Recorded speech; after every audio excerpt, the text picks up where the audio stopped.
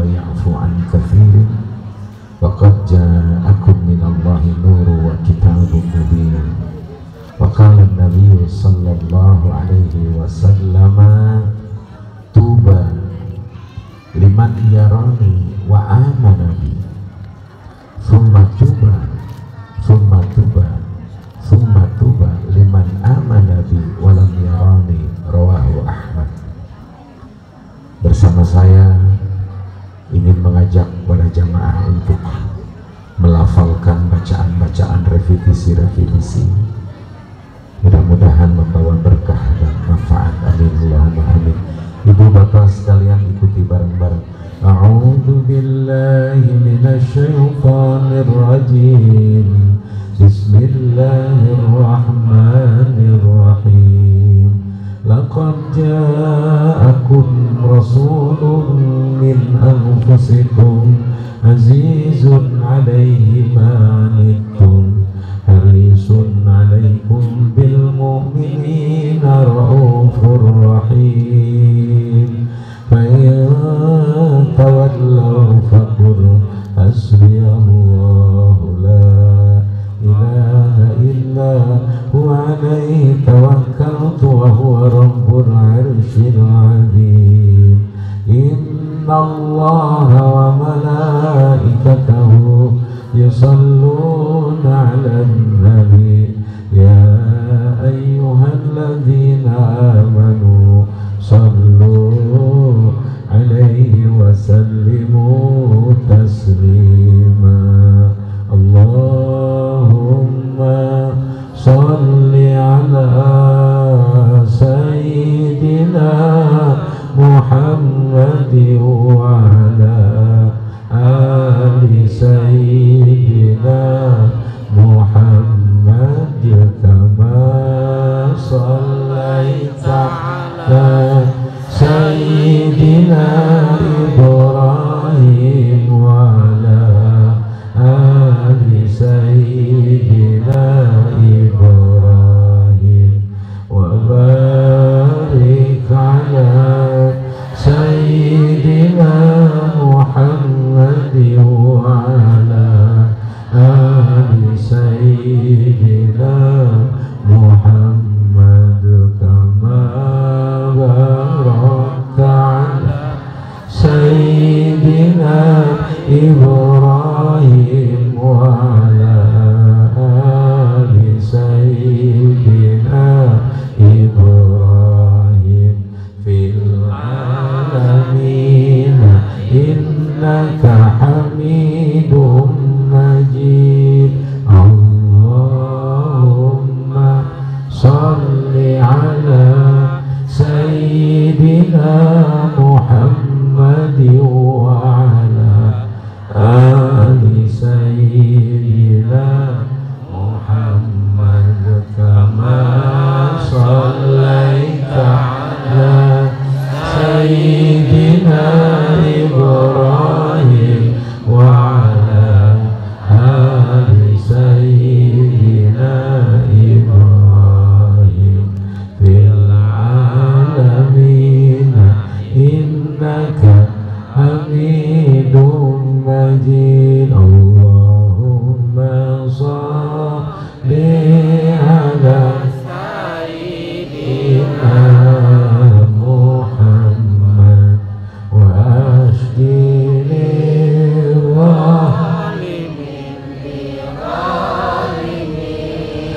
Allahumma salli ala sayyidina Muhammad wa ashkini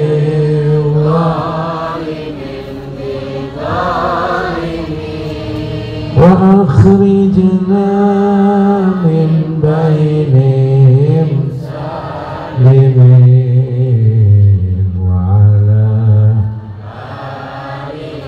wa sahbihi ajma'in.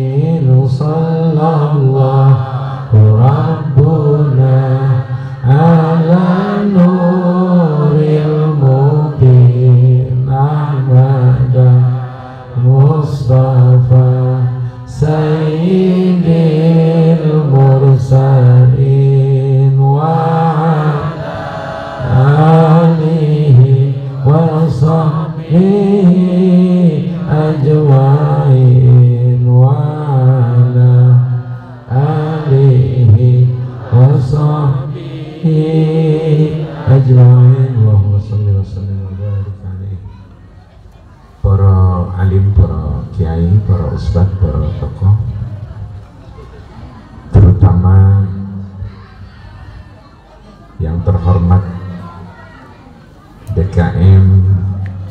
Waalaikumsalam. Sesepuh Grand Permata Selatan Bapak Moh Zuhri Romli,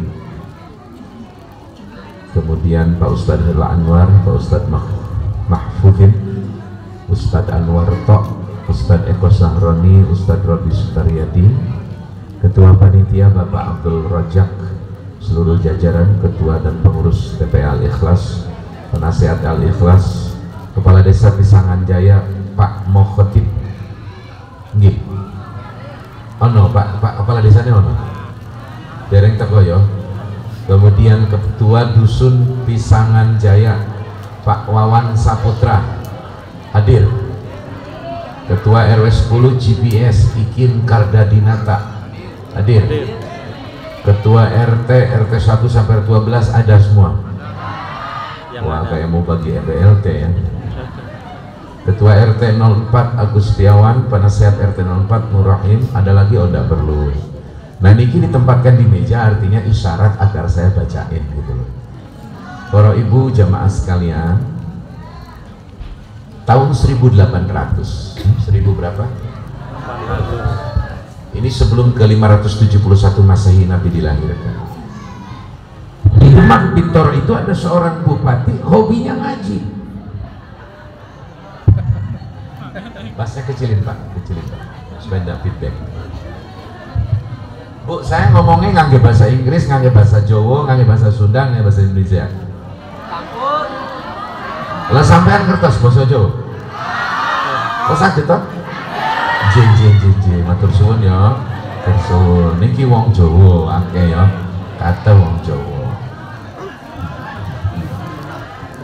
Wes 1800-an Pak. Ada seorang bupati namanya, mohon maaf, bupati di Demak Bintoro. Demak Bintoro. Beliau dekat dengan seorang ulama besar bernama Syekh Soleh bin Umar As-Samarani di Semarang. Perlu diketahui bahwa Syekh Soleh ini guru dua tokoh bangsa. Pertama Mbah Yai Hasyim Asy'ari, yang kedua Ki Ahmad Dahlan bernama Ahmad Darwis awalnya. Yang ketiga Syekh Bagus Ahmad Bakri, leluhur kami di Sempur Purwakarta. Ini ngaji ke Syekh Soleh. Syekh Soleh ini pun ngajar di tempat di pendopoe Bupati Demak Bintoro. Nah, pengajiannya kebetulan bahas tafsir. Bahas apa? Tafsir. Ini panggungnya tinggi yo. Kayak Jokowi kulo. Saya tidak biasa sebenarnya panggung tinggi itu Pak. Saya mesti rendah dekat dengan jemaah, dialogis ngaji. Lebih enak gitu. Panggung tinggi ini untuk presiden bukan buat saya. Tapi presiden kita sebentar lagi akan lengser. Kita doakan mudah-mudahan husnul khatimah. Diterima iman Islamnya. Amal kebaikannya. Amin ya rabbal. Loh, gua mesti doa apa? Yang mesti doakan husnul khatimah. Seburuk apapun dia punya kelebihan, selebih apapun dia punya keburukan. Ikan itu kalau besar ya mesti ada tulangnya, ikan itu kecil mesti ada daging, gitu. Wis. Mbah Yai Soleh ini ki ngajari tafsir di pendopo Bupatine Demak Bintoro. Rajin Bupati Demak Bintoro itu rajin ngaji kepada Mbah Soleh. Itulah hebatnya bupati-bupati, pati-pati di masa kolonial penjajahan Belanda. Jadi jangan dianggap pejabat di zaman kolonial Belanda itu semua berkhianat kepada rakyat. Enggak. Makanya tesis Imaduddin itu salah, dan teman-teman yang termasuk Gus Fuad Kleret, bahwa katanya orang yang diangkat oleh Belanda menjadi ulama, menjadi MUI kalau sekarang itu berkhianat, belum tentu Pak. Nenek moyang saya di Pandeglang Banten itu landrah Pak. Haji tahun 1800 sudah haji Pak, seangkatan dengan Syekh Nawawi Al-Bantani. Dikuburkan kakek buyut saya, buyut kandung saya, dikuburkan dengan Syekh Hamim Hafidil Quranil Azim, ulama sahabat Syekh Nawawi Al-Bantani. Masya Allah. Jadi nggak setiap orang yang hidup di zaman Belanda diangkat jadi landrah, diangkat jadi lurah, diangkat jadi adipati itu berkhianat. Banyak yang setia kepada pribumi. Kenapa? Karena belum ada negara kesatuan Republik Indonesia. Kenapa belum ada NKRI? Lawang belum merdeka. Gitu. Nah niki Bupati Demak Bintoro itu rajin ngaji, seneng tafsir. Suatu saat ketika beliau sedang ngajar tafsir surah Fatihah, ternyata ada ponaan Bupati Demak Bintoro ikut ngaji. Sopo? Raden Ajeng Kartini. Sopo? Ibu kita Kartini, pendekar sana namanya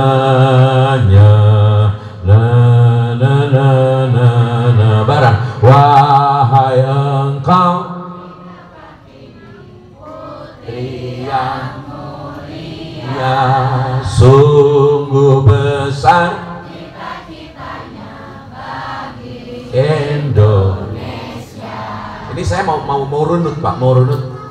Kelahiran seseorang itu bermanfaat. Nanti kita tarik kelahiran 21 April 571 Masehi, sang pencerah utama dunia dan akhirat, Rasulullah. Iki Bu Kartini itu Bu demen, senang dengerin Mbah Soleh. Lama-lama beliau mendengarkan kajian tafsirnya Mbah Soleh, pikirannya terbuka, mata hatinya terbuka, kecerdasannya bertambah. R.A. Kartini terilhami oleh ngaji tafsirnya Mbah Soleh di pamannya di Bupati Demak Bintoro. Awas, Ibu Kartini itu tidak seperti yang dilukiskan di foto-foto, di lukisan. Beliau nganggo kudungan, nganggo apa? Nganggo kudungan, nganggo tutup hijab. Siapa bilang Ibu Kartini cuma pakai nganggo sanggul? Nganggo kudungan Pak, nganggo jilbab Ibu Kartini.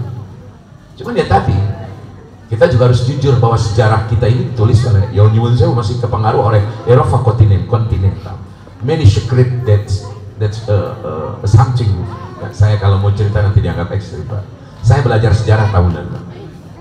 Masya. Singkat cerita, kemudian Raden Ajeng Kartini terpengaruh, pikirannya terbuka. Begitu Mbah Saleh menceritakan kenapa Bismillah surah Fatihah dimimiti, dikawitan, dimulai dengan basmalah. Kenapa basmalah dimulai dengan huruf B? Kenapa B titiknya di bawah? Bu, kita sebelum lahir ke dunia manusia nih, itu dikumpulkan di alam arwah. Di alam arwah nggak ada yang kafir Pak. Semua ngaku Tuhan itu Gusti Allah. Yitzhak Rabin termasuk si Perdana Menteri Israel sekarang siapa? Benyamin Netanyahu. Mudah-mudahan Israel segera Allah hancurkan. Tapi jangan terlalu cepat, sebab ujian keimanan orang Islam intinya dikit. Ya, semakin agak lambat semakin besar pahala umat Islam, terutama bangsa Palestina. Tapi saya yakin Palestina pasti menang. Amin. Yakin karena janji Allah dan Rasulullah. Mana mungkin Allah membiarkan hamba-hambanya hancur? Nggak mungkin Pak. Kalau kemarin banyak dibom, sesungguhnya sedang diuji dengan diberikan pahala besar oleh Allah. Jangan lupa bahwa di Palestina itu Bu, setiap waktu banyak yang meninggal di bom, tapi juga banyak perempuan hamil melahirkan. Itu yang hebat ya Pak. Nurenuh turun-urun, well. Itu di Palestina. Turun-urun ngajurung anak. Itu hebatnya Palestina. Lurus loh Pak, sembuh saya. Yang mati di bawah 100, kelahiran 200. Sekarang lagi tegang dengan Lebanon, kemarin dengan Iran, dengan Persia. Sampai di atas rumah anak saya di Yordania, di asramanya, itu bom dipantau, kemudian divideo oleh anak saya. Anak saya penghafal Quran dari Jawa Timur, anak kandung saya putri perempuan sudah 4 tahun, belum pulang-pulang di Yordan. Mohon doa mudah-mudahan selamat. Sedang kuliah di 2 jurusan di Yordan, di dua universitas, Fakultas Adab dengan Fakultas Ulumul Quran jurusan. Karena dia penghafal Quran sekaligus penghobi sastra Arab. Nah, dipoto tuh Bu, di video, dikirim sama emaknya nangis. Teriak ke saya, emaknya ngomong, "Bah, segera suruh pulang saja anak kita ini, bagaimana kalau bom jatuh di Yordan?" Nangis, cengeng, perempuan itu kan cengeng Pak, meloy. Perempuan itu kan mudah perasaannya mudah tersentuh. Saya bilang, kamu nih cengeng jadi perempuan. Anak kita mati sedang nyari ilmu, aku ridho dunia akhirat. Anak kita demonstrasi bela Palestina, dari Yordan jalan kaki ke Palestina untuk bela Palestina. Demi Allah, saya bapaknya ridho. Saya bilang, Saya bilang begitu kan istri saya, sudah kamu jangan nangis, jangan cengeng. Tidur istri saya. Kalau istri saya sedang tidur, aing lucuri. I'm human. Saya juga manusia. Tapi kan ini loh, pelajaran buat laki-laki. Jika ada sesuatu yang sensitif, sebaiknya jangan ditampakkan di hadapan istri kita supaya harga diri kita nggak melorot. Jadi semakin Anda memprotek sesuatu yang lemah bagi kepribadian Anda, maka Anda semakin dihormati oleh istri Anda. Jadilah lelaki tangguh di hadapan istri dan anak. Kalau sedang sendirian nangis mau apa ya terserah sampai. Jadi kadang-kadang laki-laki cengeng, segala masalah di kantor, keluhan dikit diceritain sama istri. Akhirnya Anda kena nggak punya survival di hadapan istri. Saya nggak pernah cerita hal-hal yang melemahkan harga diri saya ke istri saya. Sorry gengsi lah ya. Saya mesti survive sesulit apapun, seberat apapun. This is my script, no script for my wife. Ini adalah rahasiaku, bukan rahasia dari istriku. Tidak semua rahasia harus istriku mengetahuinya. Begitu Pak, itu baru laki-laki Pak. Kita ini terbalik, hidup cengeng, hari nyandung haraya. Maaf Bu, saya di aliran yang tidak menyetujui poligami. Saya seorang ustadz, seorang kiai yang dimana-mana saya ngomong tidak sunnah berpoligami. Bukan cakep-cakep lu, ini mah gua bicara padanya hukum. Lu mah merasa didukung sama gua lu. Kebangetan amat lu jadi bimik. Maksud saya begini Pak, Imam Syafi'i, Imam Maliki, Imam Hambali, Imam Ahmad bin Hambal, Imam Ahmad, Imam Hanafi, Imam Maliki, Imam Syafi'i itu mazhab 4 ahli sunnah jamaah. Tidak ada satupun mazhab yang menyunahkan kita nikah lebih dari 1 kali. Sunahnya berumah tangga, kawin itu punya istri 1, sunahnya. Sunahnya cuma 1. Bagaimana menikah lagi? Itu bukan soal sunnah menyunah, itu soal kemampuan. Karena sunahnya kita punya istri cuma 1, maka nikah lebih dengan 1 istri itu tidak sunat menurut mazhab 4. Apa statusnya? Bisa jadi wajib.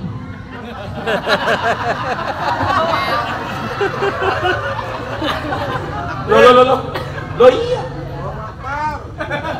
Ketika Anda berdekatan dengan seorang perempuan atau calon pelakor, Anda berbuat zina, maka wajib bagi Anda untuk menghindari zina. Fala taqrabah hadhihi syajarata fatakuna minal zalimin.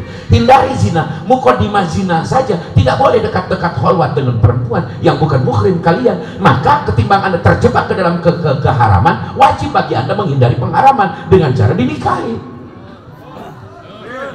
Jadi nggak ada sunat nyandung, yang ada itu bisa jadi jatuhnya wajib.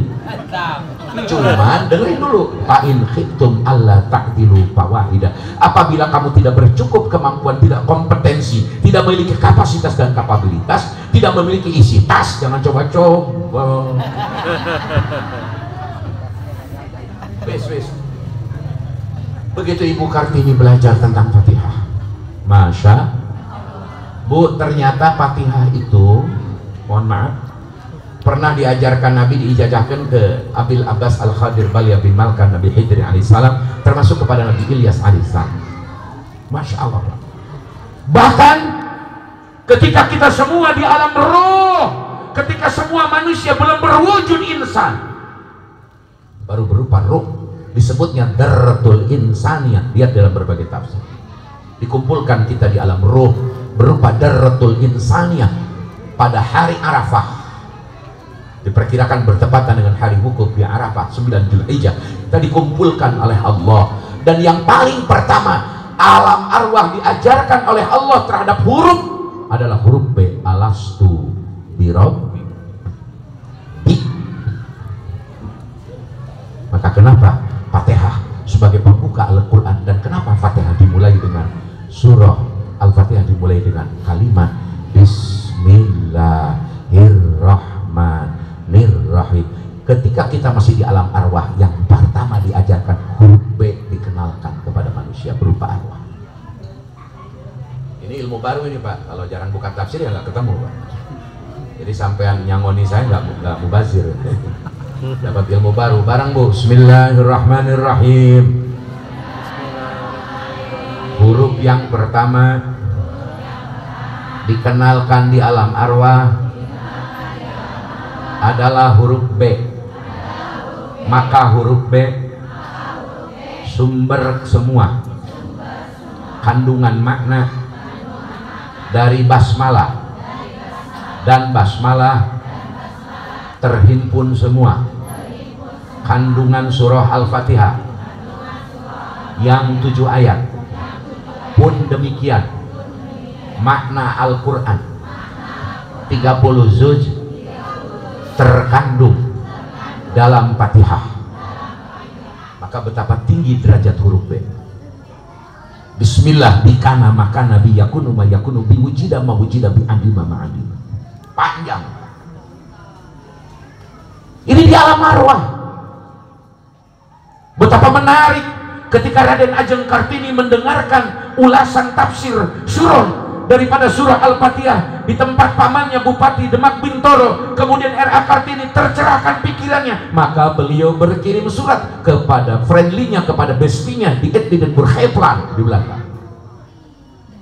Dan surat-surat ini dikumpulkan menurut seorang sastrawan Indonesia, maka disebutlah surat menyurat R.A. Kartini dengan temannya di Belanda sana, dengan seorang putri di Belanda sana, disebut habis gelap terbitlah ayyukhrija minal dhulumati ilan nur. Bu, R.A. Kartini saja menggegerkan cara berpikir bangsa pribumi waktu itu. 1908 seorang tokoh besar yang meneruskan cita-cita besar dari Ki Samanhudi dan Mas Adi Rejo, bernama Hos Cokro Aminoto,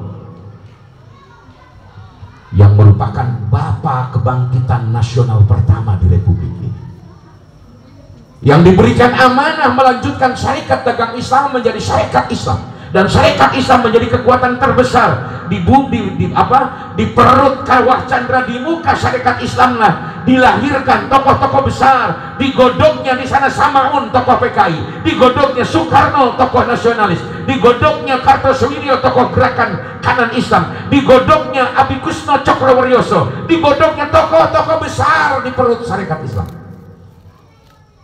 Saya hafal tuh Pak, dari tanggal sampai pendirian dan peristiwa-peristiwa yang terangkai syarikat Islam tahun 9. Saya hafal, saya punya buku putih syarikat Islam. Jadi tokoh pergerakan pertama ya Haji Umar Said Cokro Aminoto, bukan Soekarno. Soekarno tuh murid. Nanti Soekarno kuliah di Bandung, dipanggilnya Kusno. Di Bandung kuliah, beliau tinggal di tokoh syarikat Islam karena beliau adalah anak angkat dan pernah menikah dengan anaknya Cokro Aminoto, kemudian bercerai. Di Bandung beliau kuliah di ITB di zaman Belanda, karena Belanda sudah mendirikan ITB, Institut Teknologi Bandung. Beliau tinggal di rumah Raden Ahmad Sanusi. Raden Ahmad Sanusi punya istri bernama Ratu Inggit. Ibu Inggit kemudian tidak punya anak, berumah tangga dengan Ki Sanusi. Ki Sanusi menceraikan Inggit untuk dinikahi oleh Soekarno. Sanusi itu orang Cimaragas, Ciamis, Banjar.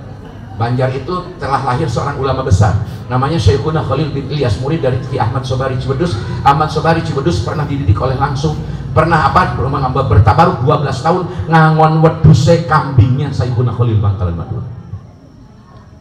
Nanti lahir di sana ulama besar ahli fikih, ulama besar fikih daerah Ki Amal Sanusi, daerah Banjar namanya Cibenter, nanti melahirkan murid Abuya Suhaimi pada Rincak. Abuya Suhaimi melahirkan ulama ahli fikih Abuya Usuf Caringin. Dari sanad Abuya Usuf tersambung ke Cibenter Banjar, nanti kesininya ke Kikik Abuya.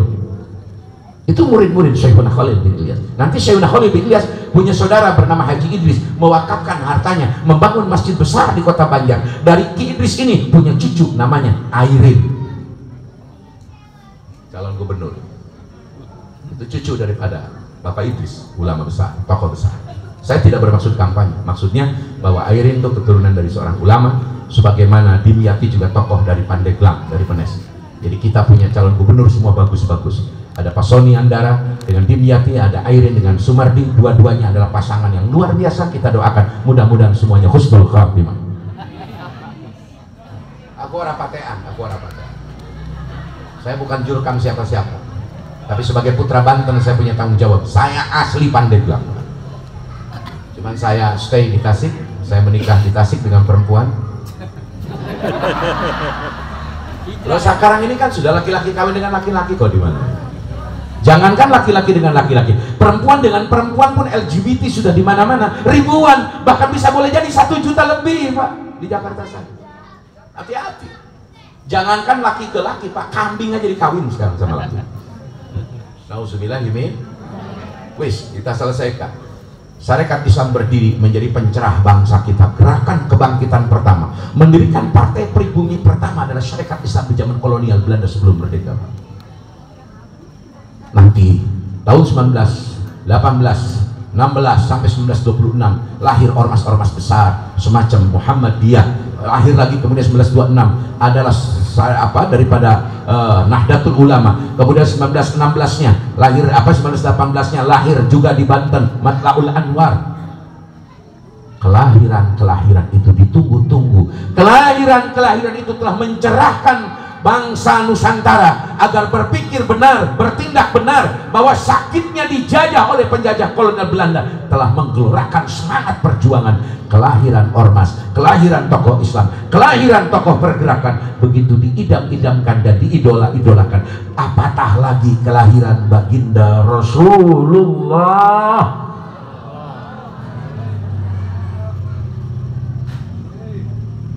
Ya, kelahiran kemerdekaan saja 17 Agustus kita mulia-muliakan. Betul? Kelahiran seseorang saja, jangankan anak pejabat, jangankan orang pejabat atau orang berjasa. Kita punya cucu saja kadang-kadang minta di happy birthday kan, minta diadakan ulang tahun. Kita tepuk tangan, kita nyalain lilin, minimal kita ucapkan selamat ulang tahun, selamat ulang tahun. Saya paling sebel itu di Facebook kalau ada yang ngirim selamat ulang tahun Kiai, gua malah di bawah pohon buni, nggak perlu ada ulang tahun. Ayo mangajurun aja lain di bidan, lain di rumah sakit, ayo di dukun beranak. Masya Allah ya. Ibu bapak sekalian, kebayang kalau saja tidak ada sang cahaya di atas cahaya, kalau saja 21 April 571 tidak lahir seseorang yang diciptakan Allah, yang dikehendaki Allah, yang karenanya Allah menciptakan seluruh tata surya dan jagat raya ini. Tidak ada kita orang yang sekarang hadir dalam pengajian. Mual aya jelema nu sujud, mual aya jelema apalin pangeran, mual aya jelema nu bisa maca Quran, da Quran ge eueuh, mual aya jelema bisa nyahuan kana bener kana salah. Tidak ada orang tidak akan mengenal tata norma kelola, orang tidak mengenal undang-undang, orang tidak mengenal hukum, orang tidak bisa membedakan mana benar mana salah karena hidupnya dalam kegelapan. Kenapa? Karena tidak dilahirkan sang cahaya di atas cahaya, yakni Rasulullah.